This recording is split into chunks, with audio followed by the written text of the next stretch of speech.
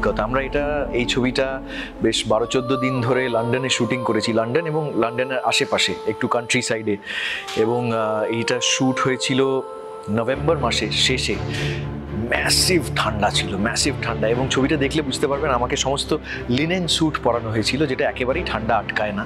তো কষ্টকর ছিল, কিন্তু এত দারুণ একটা ইউনিট ছিল, এত ভালো ভালো সব লোকজন ছিল আশেপাশে, মানে সেটা আমার কো অ্যাক্টররা, সেটা আমাদের ডিরেক্টোরিয়াল টিম, ইউনিটের সকলে, যে ওই কষ্টটা একেবারেই গায়ে লাগেনি।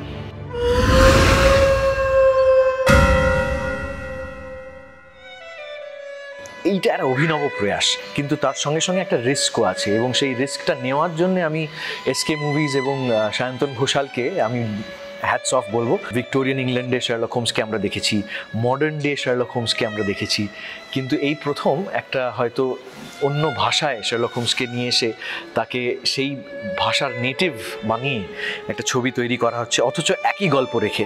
আমার মনে হয়েছে এটা খুব একটা ইন্টারেস্টিং অ্যাটেম্প্ট।